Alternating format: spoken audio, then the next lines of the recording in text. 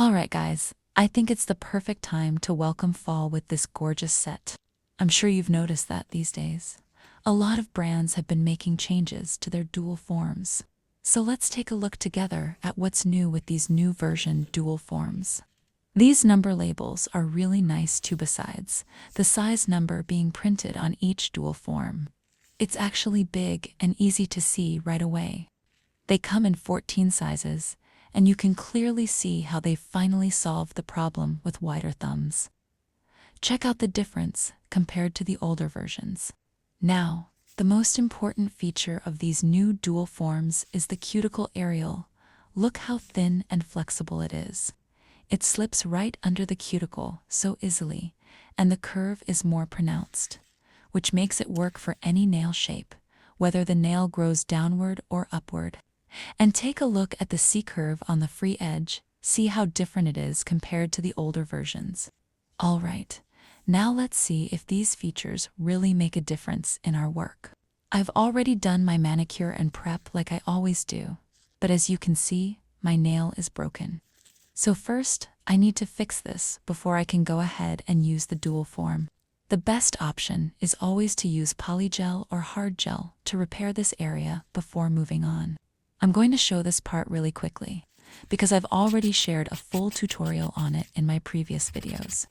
If you don't know how to do it yet, you can go back and watch that one. Alright, now that we've fixed the break, it's time to move on and pick the right size dual form for my nail. The correct size is the one that covers the sidewalls completely, without needing to press it down. See, size number 3 is too small because it leaves the sinus area uncovered. So I'm going to try one size bigger. Perfect. It covers everything just right. Now guys, sometimes one size can be a little too small, but the next size up feels a bit too big. Tell me in the comments which one do you think is better to go with, the smaller one or the bigger one? Go ahead and mark the center line on the dual form with a marker. Now, find the center line of your finger. When you extend that line, it becomes the symmetry point of your nail. This is the only way to make sure you don't apply the dual form crooked, exactly like I'm showing you. Now place the dual form on your nail and mark the smile line with your marker. And don't forget, one of my previous videos, we talked in detail about choosing the right gel for the dual form technique. I mentioned that especially when you're working with longer lengths, you really need to use a builder hard gel. With a fairly thin brush, I pick up a small amount of builder gel and start by applying a thin layer along the sidewalls, right up to the point where I made the mark. On both sidewalls, of course. Cure it for 5 seconds. Now I pick up more gel, this time more than before, and fill it in just up to the smile line I marked. Not too thick, not too thin. Make sure to spread the gel evenly. Let one spot be too thin and another too thick. Cure it, about 5 to 6 seconds is enough. Now I pick up even more gel and continue filling only in the empty part, right where it's going to sit on the nail surface. The bulk of the product should usually go around the stress point, about 1 to 1.5 millimeters thick, depending on the natural nail shape. For nails that curve downward, you usually need more product at the free edge, around 2 millimeters. At the cuticle area, you want the least amount of product, basically close to 0. Alright, hold the dual form at a 45-degree angle and slide it gently under the cuticle. Give it just a tiny tilt, then lower your hand down, applying the slightest pressure right at the cuticle area. I check underneath to make sure everything looks clean and neat, no flooding, nothing stuck to the skin. I remove any extra because I prefer my result to be super precise, so there's no need for filing afterward. Cure it for 60 seconds. I've done the same steps on all the other nails, and now it's time to pop the dual forms off. I honestly love this moment.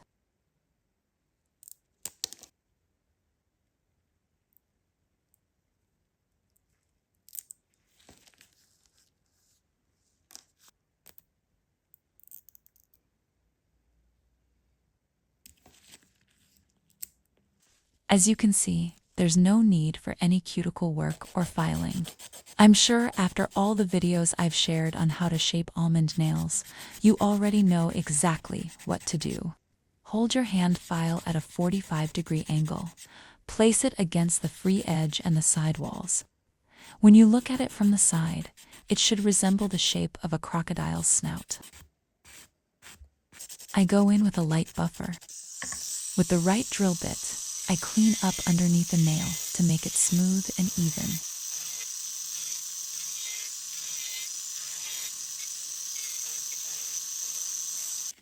Let's move on to the stamper. I really love it.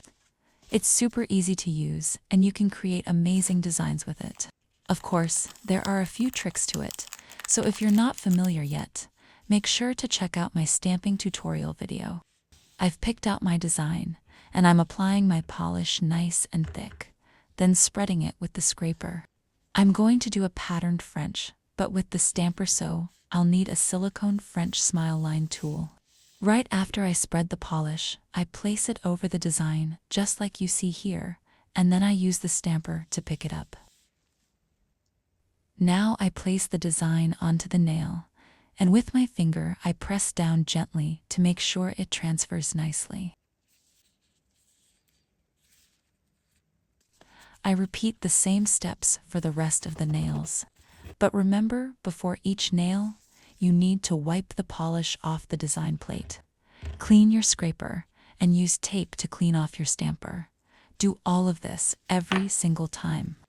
I've decided to do one of the nails the opposite ways, so the French will stay plain and the surface of the nail will have the design. That means now I need to use this type of silicone tool.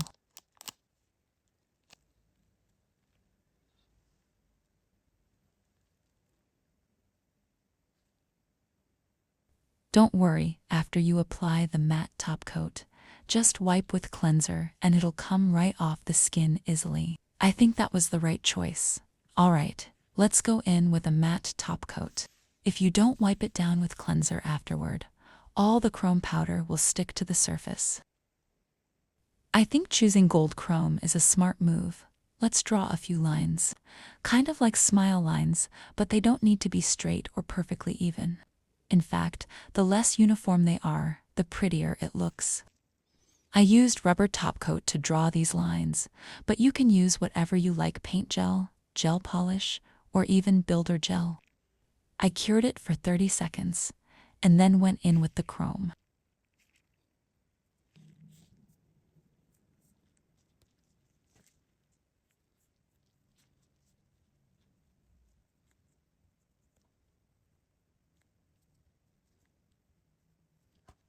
I seal the chrome lines with top coat to lock them in place.